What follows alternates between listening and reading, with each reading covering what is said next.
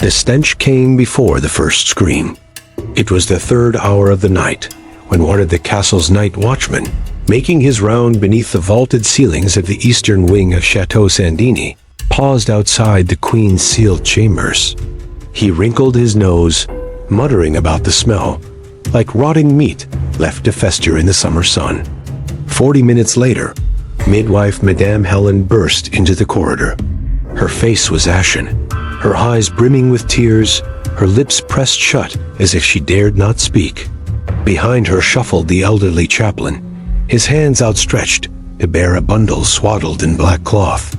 He carried it with such slow, deliberate steps, his arms stiff as boards, as though the thing inside might curse him for even brushing against it. Queen Zhang, last of the Valois line, had given birth alone in total darkness, with no witnesses. She was only 4 months into her pregnancy, but had been kept in sweltering isolation, windows barred, cracks stuffed to block even a breath of air. The royal physician was absent, sent to Rouen to tend to a dying duke. That left only old Ellen, a healer by reputation, but forbidden by law from touching royal blood, much less delivering a royal child. Later, the official records would contain a single chilling line. The child was born without signs of life, skin blackened in places with visible marks of decay. The physician, as later note would add, likely intrauterine infection, with signs of hydrops and gangrenous edema. No one dared say aloud that the infant stank the moment it entered the world. By dawn, the swaddling was burned. The cloth would not wash clean. Its fibers seemed to hold the corruption itself. Witnesses were sent away to pray at holy relics. Servants were replaced. The birthing chamber was nailed shut, its door sealed with vinegar. It was 3 days before a surgeon entered the room. He claimed there were still traces of blood in the cracks of the floorboards and something yellow, mucus-like, clinging to the wood. The bed was carried to the inner courtyard and burned, mattress, covers, and all. The Queen survived, but on the 6th day she stopped speaking. A week later, her body began to bloom with spots, first on her abdomen, then on the inner thighs. When the physician finally returned from Rouen, he ordered the windows locked tight, the air thick with incense and poppy broth forced upon the Queen. No one was to enter her chambers, not even her confessor. Rumors spread. She is no mother. She is a vessel for a curse. That same month, a letter arrived from the Abbey of Sainte. Monks claimed to hear voices in their cells at night, and the Virgin statue in the chapel had wept tears of blood. The Archbishop ordered an inquiry. A young deacon vanished soon after, leaving only a parchment on his bed. 2 words scrawled over and over. Die, child. The royal court offered no statement. Foreign ambassadors sent reports to Rome and Vienna. The Queen of France is gravely ill. The aftermath of childbirth is severe. Her chambers are isolated. There is no threat to the succession. But fate moved quickly. The old Duke Armand, France's sole legitimate heir, succumbed to fever. His corpse never reached the royal crypt. It rotted on the journey and was sent back halfway. By the start of the next month, the Queen's maid swore her mistress's skin had cracked along her abdomen, and from those fissures oozed a foul, egg-white fluid. One night, a wet stain appeared on her bed that would not dry, even after 2 purgings with incense. Servants began to flee. The Queen's hair fell out in clumps. She no longer moved, no longer mouthed silent words. Only her eyes stayed open. By the 3rd week after the birth, the stench inside the Queen's chambers was unbearable. Vinegar, incense, and even sulfur from the Abbey of Saint-Geneviève did nothing. Fabric curtains sagged with damp. Mold crept across the pillows. Servants coughed and scratched rashes along their arms. They no longer dressed her. No one dared touch her skin. She lay beneath 2 coarse linen sheets, unmoving, unblinking, unconscious.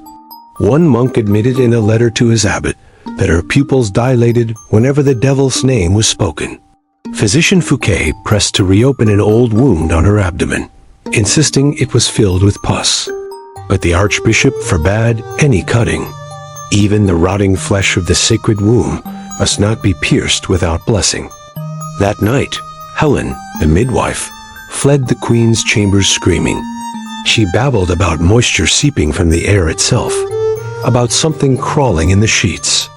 By morning, she had vanished, not just from the castle, but from the villages. Officially, the queen was said to be recovering. Letters to Lorraine and Savoy promised she would appear on the balcony within 40 days. That childbirth had weakened her, but her spirit was strong. Yet behind her doors, the guard changed 3 times. Men refused to last more than a single night. One young guard, Francois Dutton, earned his own face and drowned himself in the monastery, well a week after his shift. The official story called it a fit of madness. And then rituals began. The archdeacon brought monks from Toulouse, famed for chanting over corpses to drive out lingering corruption. They sang through the nights, tracing ash-marked symbols on the queen's doors. One morning, they were barred entry. From inside came the sound of liquid splashing on stone. When the doors were opened at dawn, the floor was dry, but a print remained on the wall, the outline of an upraised hand. No living hand bathed the queen now. She was only wiped with vinegar-soaked cloths.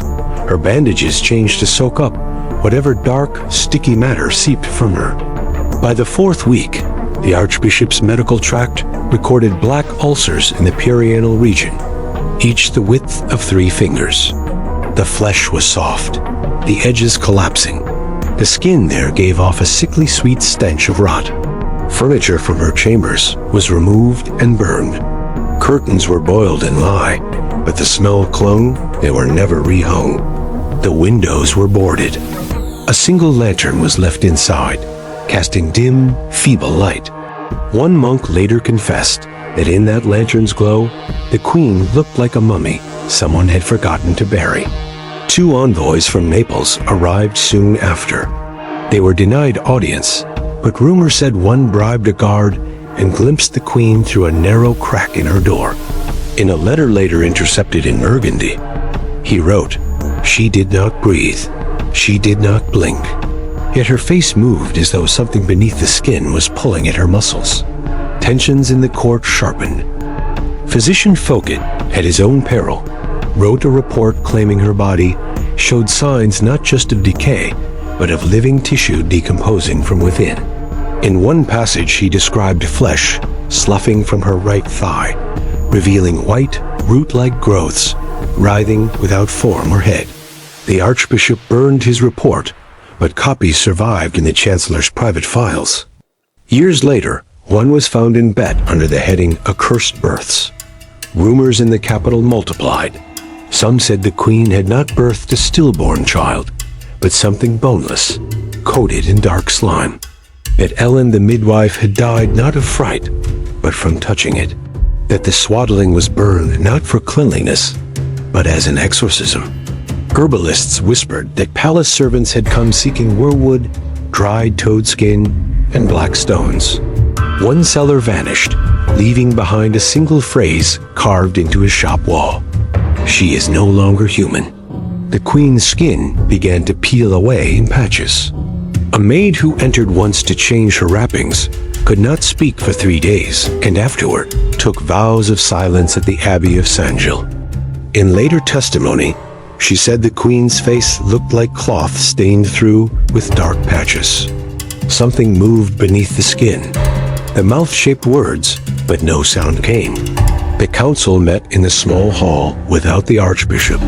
For the first time in 2 centuries, they considered declaring the monarch dead without an official act. The Duke of Anjou demanded it be written plainly, "The flesh has lost its human shape." That same day, a delegation from Avignon and unofficial envoys of the Pope arrived.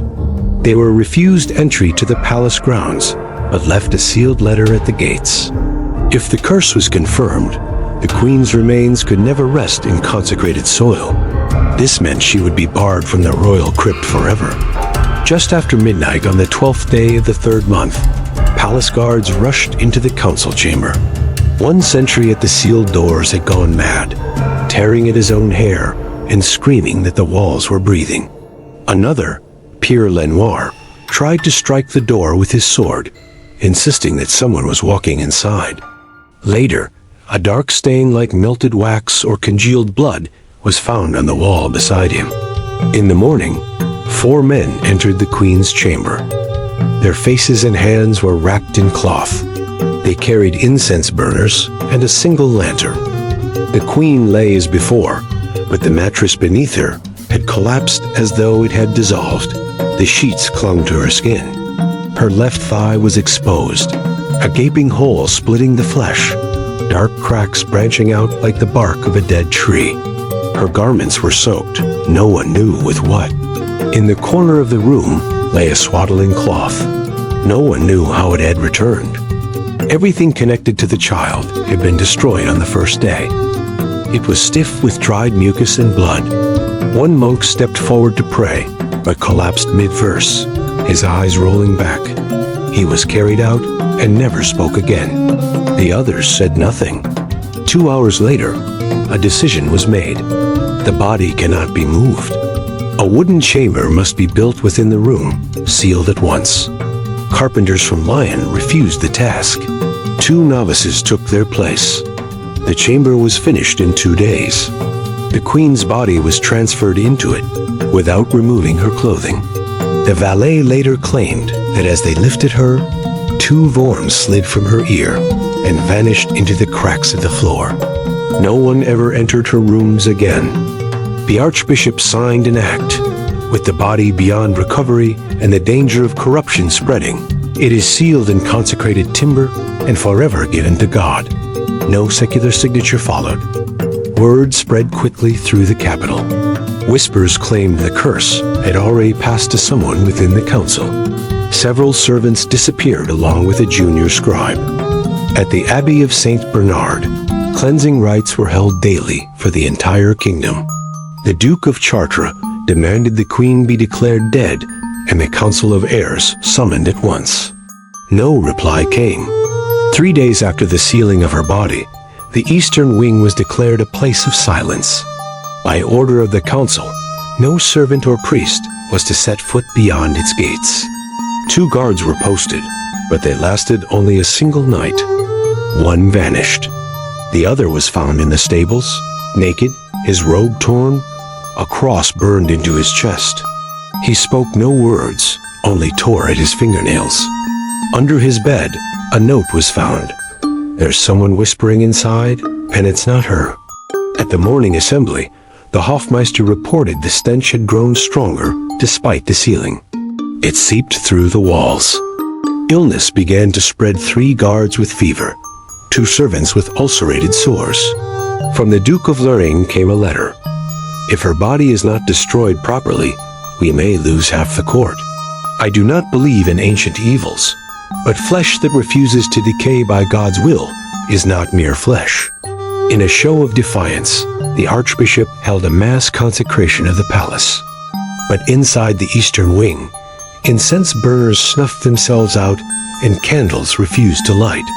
Later, he confessed in a private letter that on the 3rd day of prayers, a nun from the Chartres order approached him. She told him the curse will not leave, it has already gone forth. Her name was never recorded, but the abbess later wrote that Sister Agatha left the monastery walls that day and never returned. The council split. The old Duke of Anjou demanded the wing be burned. The chancellor supported him, but the queen's cousin and heir apparent, Count René of Lamche, objected. That would not only be sacrilege, it would be a public declaration of her death, and with that, claimants would multiply. Still, secret negotiations to divide power had begun. A Spanish envoy's letter spoke plainly. No one considers her alive anymore, they only fear to say it aloud. Meanwhile, in the city, infants began to die. 5 families reported newborns with skin blotches and peeling flesh. One, according to a healer from the Saint Michel quarter, was born without a mouth and with hollow pits for eyes. The body vanished after 2 black-robed clerics visited the home. These cases never entered the official record, but a minor chronicle from Sang Ramai bore one chilling line. The curse that began in the blood of the stillborn bloomed in the mother's flesh and scattered across the land. When carpenters came to reinforce the sealed chamber walls, one Pir Raj noticed black liquid seeping from beneath the doorframe. He wiped it with a rag. The cloth began to smoke. Pir was carried away screaming. His hands burned raw. His cries could be heard from the north tower. The archbishop decreed the eastern wing forbidden not only to enter, but to approach. New gates were set, a barrier built. Yet within weeks, the decision was made. A secret order declared the queen dead. The document was never published, but the night before, the new nobility feasted. They drank heavily. No one spoke of it, but all knew. Days later, a clandestine meeting was held in the northern chapel present. The chancellor, 3 dukes, the archbishop, the captain of the guard. The statement was read aloud. She can no longer be named bearer of the crown. Her body is sealed, her spirit cast out, yet the trace remains. Divide the inheritance by blood. Erase her memory. Destroy the wing. It bore no seal, but it was carried out. At dawn, oil was poured along the base of the eastern wing, up the walls and across the beams. When the central pillar caught, witnesses swore they heard a cry, not of woman or man, but something in between. A monk watching from the window wrote, "The flames moved as if they knew the way. The wing burned for 5 hours, its stone frame collapsing by nightfall. The fire smoldered for a full day. All that remained was the bare stone foundation and a black mark in its center, the place where the wooden chamber had stood. The royal chronicles were rewritten, the queen's name erased. In place of her death date, a single phrase: she departed to the Lord in the times of silence and shadow. Her tomb in the royal crypt remained empty. Her heraldry was stripped from palace walls. The people were told the monarchy would remain in the hands of the council until a rightful heir appeared. Foreign letters reported, the kingdom now wears no face. It has not death. It has emptiness. The archbishop retired to a monastery, dying 9 months later of gangrene. His last words, she was not alone. Count René was poisoned. The Duke of Anjou vanished. Among the people, it was said, whoever touched her power became part of the curse. A garden grew where the eastern wing once stood. No tree took root there. A wall was built around it, and maps marked it as dead land. So ended the dynasty that had held the throne for 123 years. Its last ruler erased from memory, her body gone, her name forbidden. But in the cloisters, the old words still pass from tongue to tongue. She did not die.